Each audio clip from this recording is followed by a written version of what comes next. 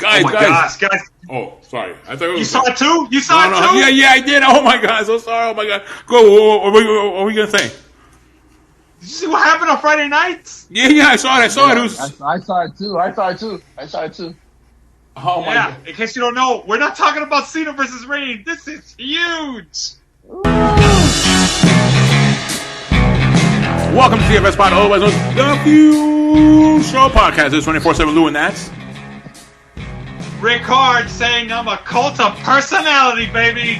And that's the one-man band. Hey, it's clobbering time. Yeah. Get the ice cream. Anyway, welcome to TFS Pod, otherwise known as the Few Show Podcast. Number one show in the world, number one show in your heart, number one show, or maybe number two show on Friday nights. Anyway, big show we had. Big event that we did see on Friday night. But let me let you guys talk about it. Ric-Hard, one-man band. Yeah, man. Real quick, all I'm gonna say is pipe bomb laid, and pipe bomb exploded. Yeah. Pipe bomb go boom. Oh. Oh man. Oh, that was such a great moment. I actually went into my living room and used the nice TV on it and put it at full volume. I don't know if my neighbors are ever going to forgive me, but I hope they like Cult of Personality and people just chanting CM Punk for like 15 minutes. What an amazing move by AEW to put him at the beginning of the show to walk out into that crowd in Chicago. What a move. A move. Hey, as I said, they had to do that because you can't have a match. Because those people were ready to chant CM Punk for the whole show until he would come out. Mm-hmm. Without a doubt, they were ready to do that. So getting it out of the way, doing it from the very beginning, boom, right there. People like myself probably finished tuning into SmackDown, left watching Friday nights, tuned into Rampage, and the first thing they saw was wrestling history get made. Yeah. Yep. Okay. What was it you were saying, the one-man band, about this moment? Me, personally, like, I don't know how you guys feel about this, but I've been a wrestling fan since 1989.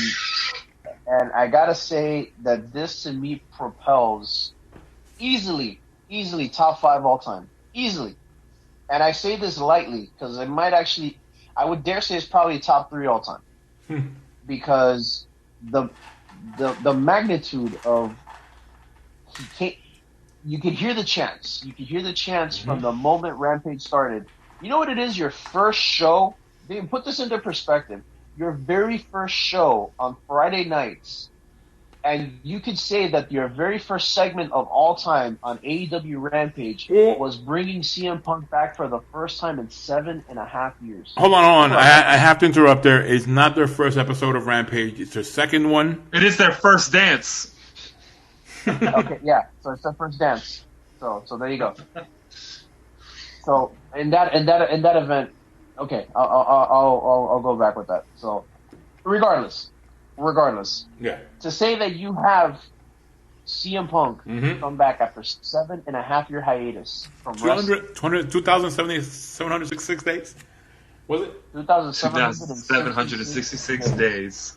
Think about this for a second. There were signs that said that 2,766 days. On top of that, signs that said, if Punk is here, we riot. I think they meant to say if Punk isn't here because the sign said if Punk is here we riot. Yeah, I was like, it was what?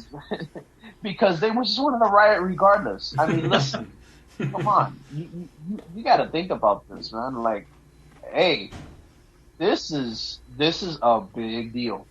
I don't care what anybody says. I know I have purist friends that have said that when CM Punk was WWE champion, he didn't draw during the time that he was WWE champion. Oh, but yeah, people. What a mistaken take that is. Mm-hmm. I agree. I have friends that are purists that say, oh no, when CM Punk was a champion 2011, 2012, he didn't draw. I'm like, beg to differ. You know. Arguably, some of the best matches during that era were taken around that time. So that's all I got to say about that. Yeah, but who are we going to blame for that one? Punk or the creative? Exactly. That was not on him. Who made the choice to have John Laurinaitis versus John Cena main event a pay-per-view compared to Daniel Bryan versus CM Punk? Oh, okay, exactly. That's what I'm saying. So now you have this, and listen, I've told you guys this on the longest time. This all could have been prevented. All of this could have been prevented if a certain CEO didn't have such an ego. And maybe not even only him, but the people around him, had they just given in a little bit, AEW would not be in existence right now. It would not be in existence. If Cody Rhodes, like, the butterfly effect is real. If Cody Rhodes had just pushed him just a little bit in WWE, and maybe had him win one WWE title, I don't think he would have ever left. And none of this would have ever happened. But now, not only do you have a viable wrestling option now, but now you have arguably one of the biggest stars in the past 10, 15 years on TNT now. And CM Punk is all elite. Like, the fact that you can even say that CM Punk is in wrestling again. What? Yep. Like, do you guys understand this? Like, CM Punk is in wrestling again. Oh, I saw a hashtag that said Happy Punk Day. Happy Punk. Listen. Look, and this is a very iconic moment in my opinion when he said, "You guys want to hear a story? Oh, give me a second. It's hot in here." And he unzips his his hoodie, and he has a shirt that says CM Punk and it says on the back, "I was there." Man, if that's not going to be a merch seller, I don't know what is. I'm telling you, man. Listen, AEW is just pushing all the right buttons, man. They are. Yes, they've had their moments where they've messed up and they've done, like, questionable things, but this one was absolutely the right call. Exploding death match. Yep. Yeah, the exploding. Oh, well, yeah, no kidding. But it seems the exploding death match seems to be like such a distant part of history now. With this, like, this to me is. Yeah, it was big. And I think we have technical issues there with the one-man band. Ric-Hard, what do you have? What's your take on this? Look, this is... I can't help but look at what's going on, and one-man band touched on this a bit when he mentioned it. I'm seeing the same mistakes WCW made, and I brought this up in a discussion earlier. When you look at the Attitude Era and you see stars like The Undertaker, Stone Cold Steve Austin, Triple H, they were all in WCW before that. And in one sense or another, they all left WCW. Eddie Guerrero, all those guys. They left WCW because they felt they weren't getting a fair shake. Chris Jericho comes to mind also.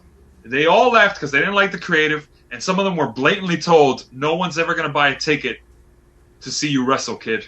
And they went to the other show, and they proved those people wrong. Mm-hmm. And I see it, and you look at AEW's roster, yes, they've got originals like Kenny Omega, the Young Bucks, who you didn't see in a WWE ring at all. But we're big. Elsewhere. But we're big elsewhere. You don't see you see a lot of those people, but you also see the Rusevs, or Miro now. Yeah. The John Moxley, formerly known as Dean Ambrose. Why am I drawing a blank on this? The Cody Rhodes. Yeah. You see those people, and you realize this is just a bunch of people who have an axe to grind, who said they don't think I could be a star.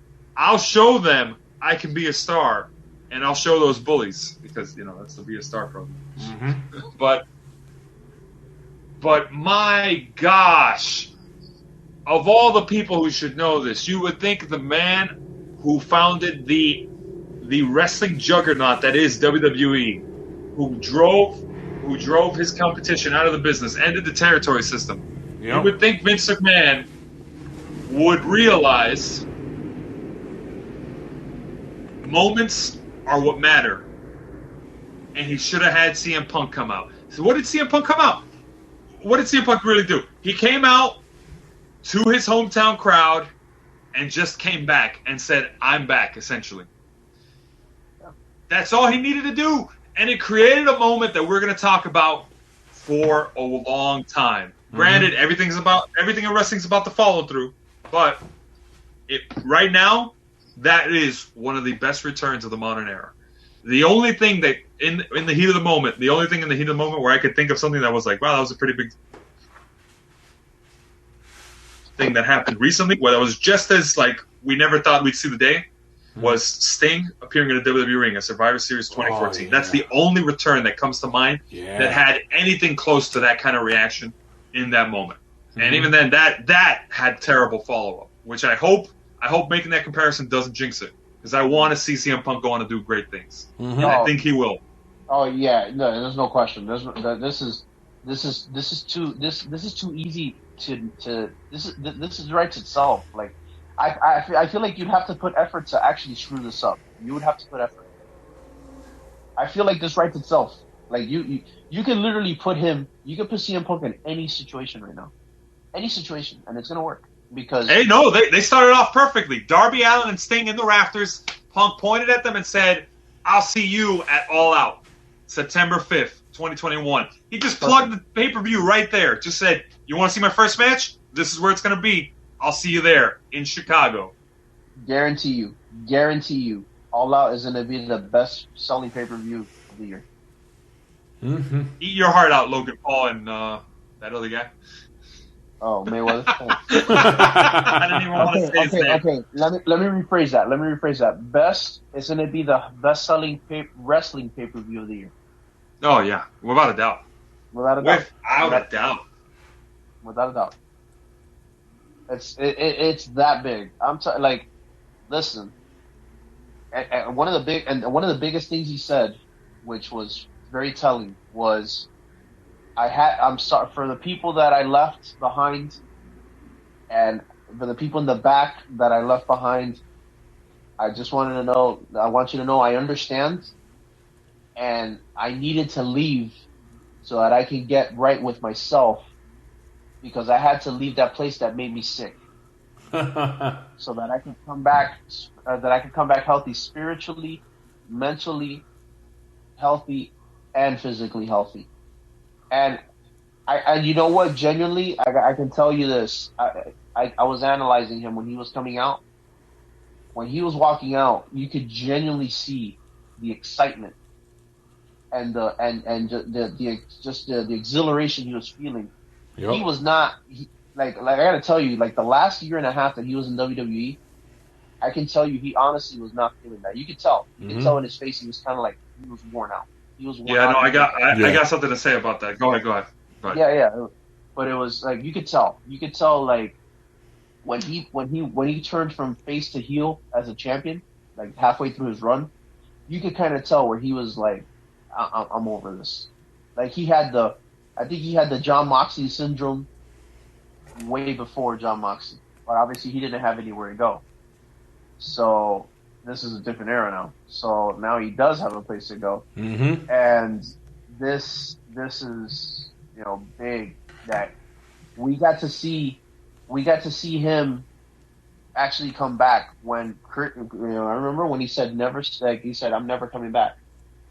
And and Ric-Hard said this. I remember you saying this. He said never say never. Like or it's like That's the motto. That's the motto of professional wrestling. Never say never. Never say never. I said it. I didn't believe it though. I didn't believe it. I thought to myself, we might see it one day. But even I was like, I could tell a man at the end of his rope. He said no. And then he came back. I find it interesting that you brought up like how he looked, because two things I want to point out. When I looked at CM Punk's eyes, particularly in one moment, I thought to myself, man, this guy, he looked tired in a certain way, where I thought to myself, man, this guy, I could easily see in my mind's eye CM Punk not sleeping well for like 2 days, before this because he didn't know how to feel about it. Like, because he looked like he hadn't slept well for like 2 days, but he also looked excited and emotional to be there. Mm-hmm. And what was really telling was when he said, I didn't have anything planned to say. I wanted to feel it. I needed to feel it because I knew once I felt it, the words would come. He said something along those lines. That I don't want to misquote him or anything. But one thing he did say, which stood out to me, was when he said, and if it's true that he didn't plan this, then this was a big deal. He said August 13th, 2005, which was when he left ROH and signed with WWE. He said as far as I'm concerned, August 13th, 2005 was the day I left pro wrestling. And August 20th, 2021, tonight, that's when I came back. He burned any possibility of ever returning to WWE, I think, in that moment. Yeah. Which says a lot. Because he just said, that's not a pro wrestling company. This one is. Exactly. And it's crazy because a little over 16 years on the dot, like literally 16 years in a week. 16 years in a week, yep. Yeah, 16 years in a week. So that's telling. And yes, for him to absolutely overshadow everything. But you know what? You know what though? Think about this. It kind of serves WWE right in a way. Think about it, because WWE pulls that crap on people all the time when they would be like, "Oh, well, you know, I was dormant for 12 years, and then suddenly I just showed up in WWE." Like Sting. Sting was a perfect example. Like when Sting wasn't he showed up in Survivor Series 2014. They made it seem like he had just been away for years, forgetting that he was in TNA, forgetting that he was in Impact. Oh, they didn't forget. That was intentional. Yeah, but that's what I'm saying. But that's what I'm saying. They used to pull that crap all the time. It's like, instead of acknowledging other companies, like saying, hey, you know, he was over here for a little while, but now he's here. So CM Punk doing that was kind of like a taste of their own medicine. Like, okay, cool. You guys want to pull that crap? Like, you want to forget like people's history? Cool. We can forget about your history too. And that's exactly what he did. Like, he basically overshadowed his timeline from 2006 all the way up until 2014. You know, like literally, he overshadowed 8 years of his history in WWE like nothing. Like this is irrelevant right now. And that's I can't blame him.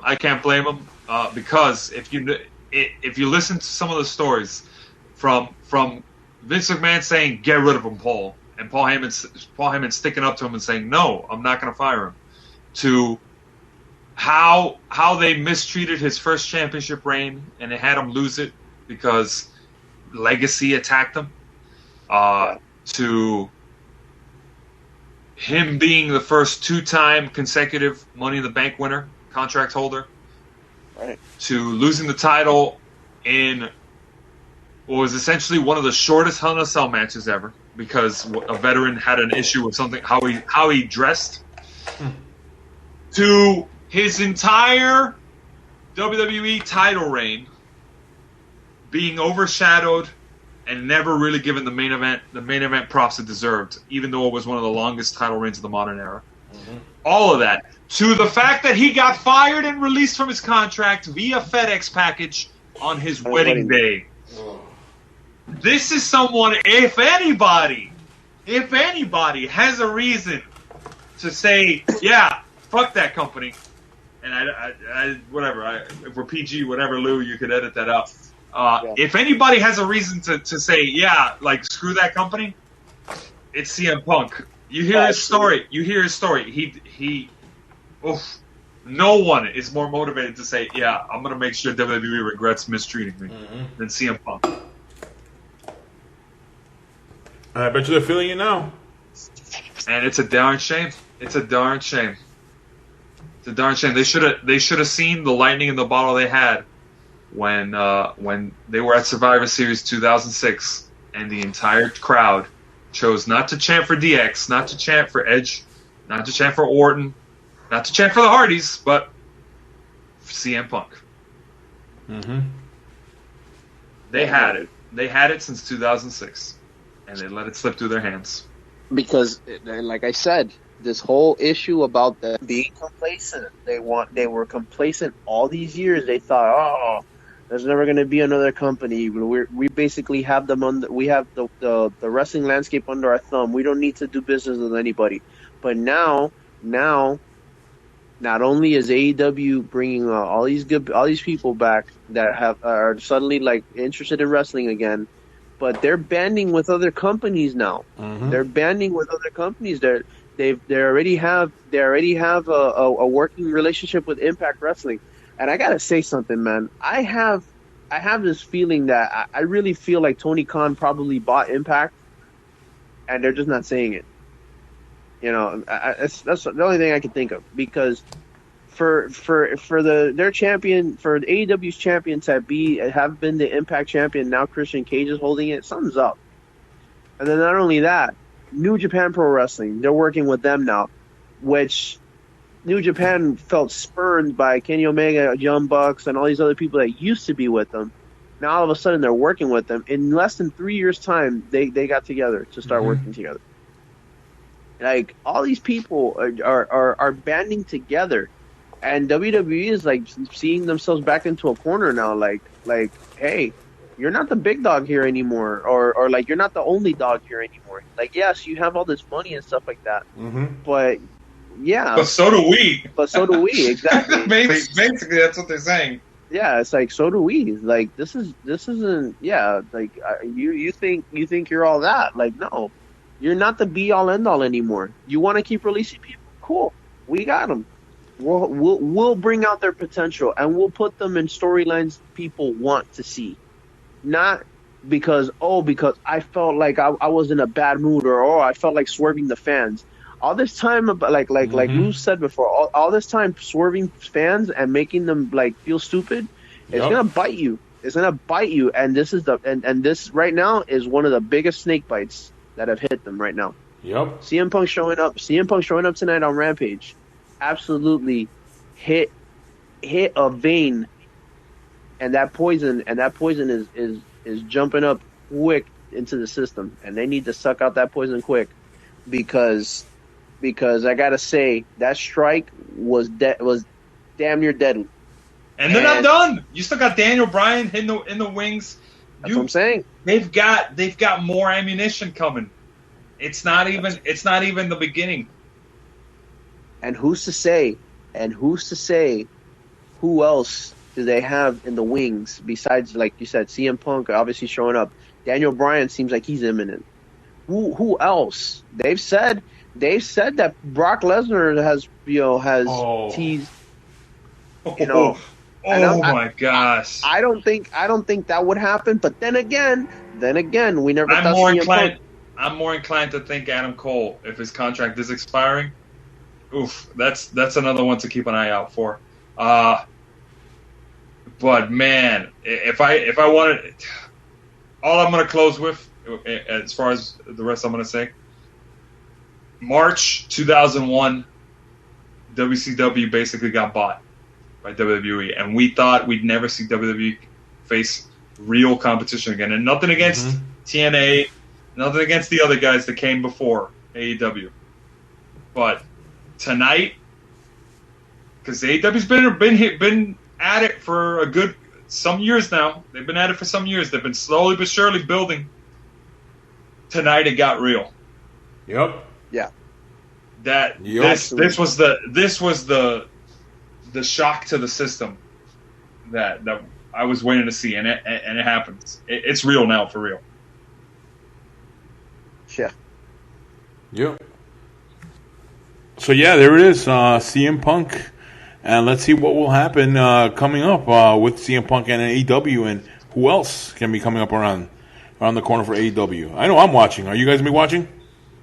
Oh, no question.